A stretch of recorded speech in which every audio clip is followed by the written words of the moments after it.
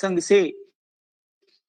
तो इस पुण्य धारा, दंडक वन आश्रम की इस पुण्य धारा का थोड़ा इतिहास बताना मैं आवश्यक समझता हूं, क्योंकि आज भी आप में से अनेक लोग ऐसे हैं जिन्हें दंडक वन आश्रम की पुण्य भूमि का दर्शन प्राप्त करने का सौभाग्य नहीं हुआ है। तो ऐसे लोगों के लिए यह जानना आवश्यक है कि इस पुण्य भूमि का विहंगम योग साधना में क्या इतिहास रहा है, क्या महत्व है इस पुण्य भूमि का।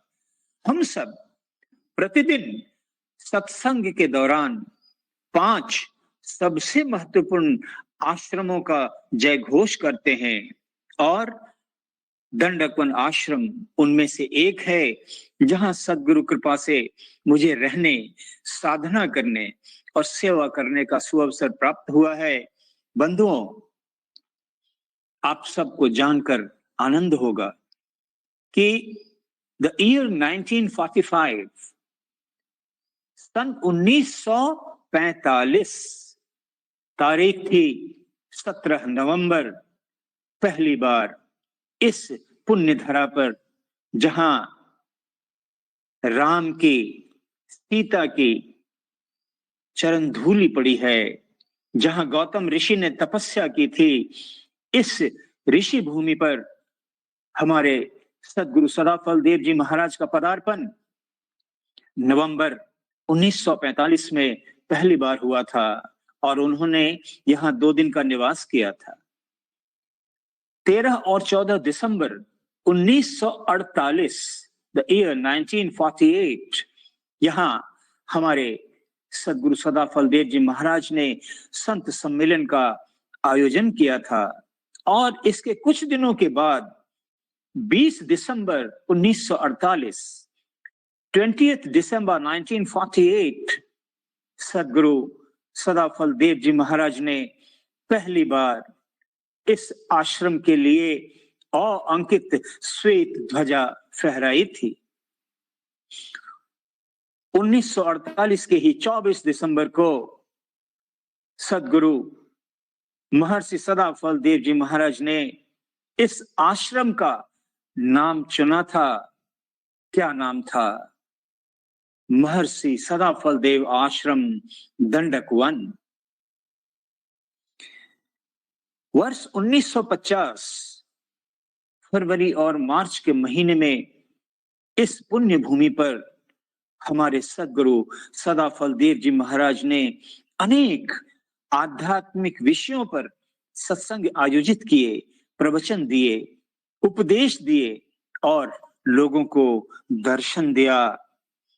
21 फरवरी 1950, the year was 1950, 21st February, 1 lakh से अधिक जगजीवों को मुक्त कराने की घोषणा इसी पुण्य भूमि पर सद्गुरु सदाफल देव जी महाराज ने की थी।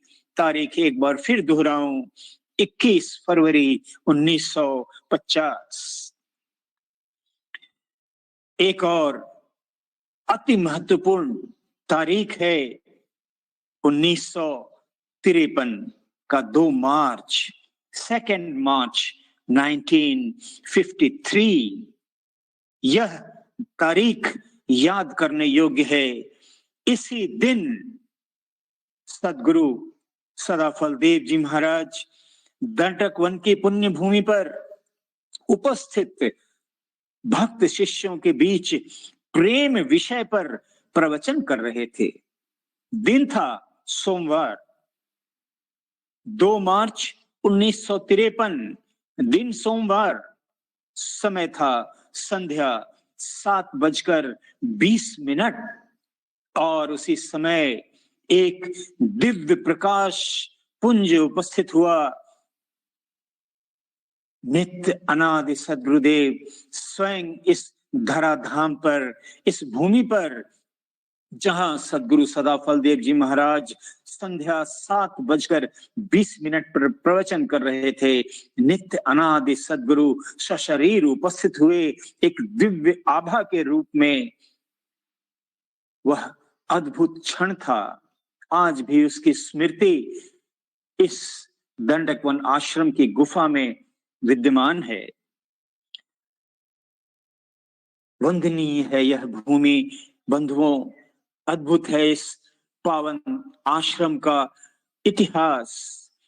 आप सब जानते हैं कि हमारे सद्गुरु सदाफल देव जी महाराज सिर्फ आध्यात्म की भूमि में ही स्थित नहीं रहते थे, उन्हें पूरा ध्यान था कि यह संसार भी हमारी कर्म भूमि है।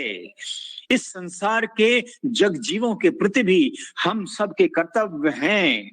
और वर्ष 1953, आप सब जानते हैं कि वर्ष 1920 में सद्गुरु सदाफल देव जी महाराज ने दानापुर, पटना में सैन्य छावनी के बीच खड़े होकर देश की आजादी के लिए फौज के बीच आह्वान किया था।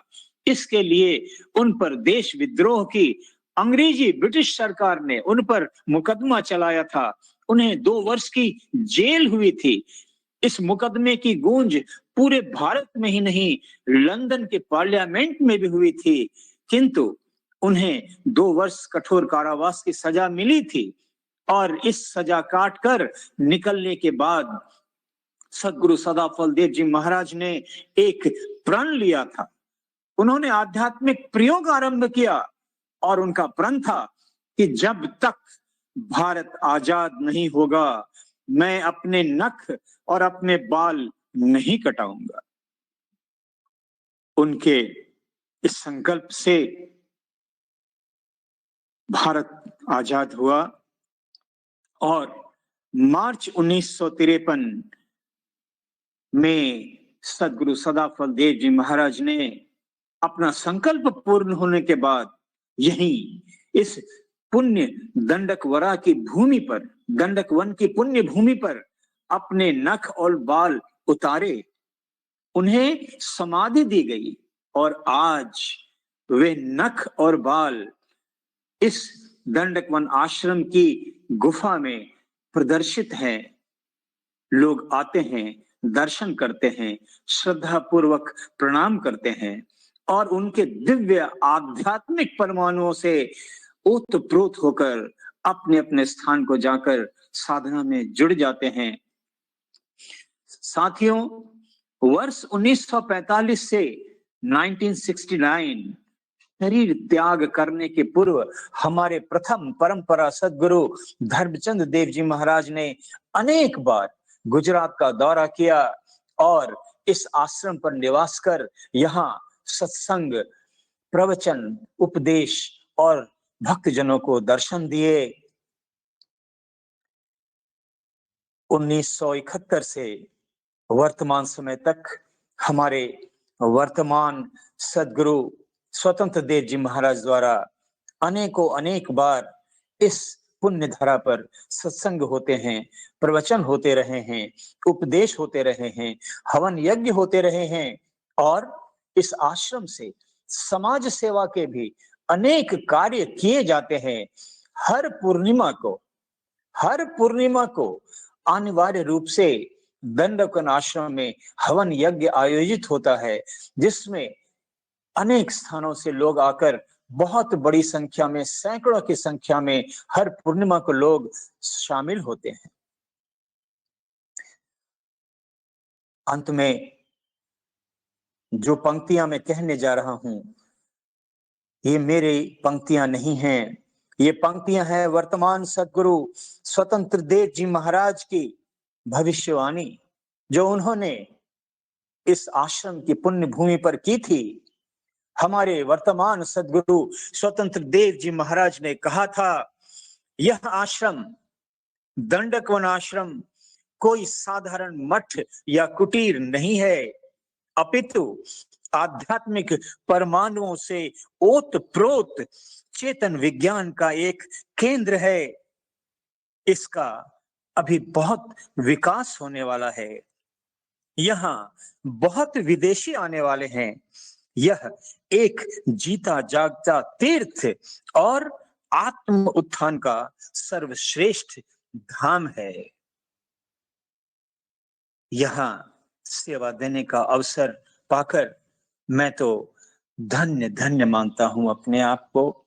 और आज इस आश्रम के विस्तृत इतिहास को आप सबों के बीच प्रचारित प्रसारित कर कर मुझे विश्वास है कि देश के दूर दराज कोनों में, देश के कोने कोने से जुड़े आप सभी सदगुरु चरण अनुरागी अवसर निकालकर आएंगे इस दंडकवन आश्रम पर। मैं इस आश्रम के प्रबंधक के रूप में आमंत्रित कर रहा हूं आप सबों को, आए, यहाँ कुछ दिन निवास करें और सदगुरु की दिव्य आध्यात्मिक परमाणुओं से ओतप्रोत होकर अपने अपने स्थान पर वापस लौटें और सदगुरु के ज्ञान की प्रचार प्रसार धारा में जुड़कर अपने जीवन को धन्य बनाएं।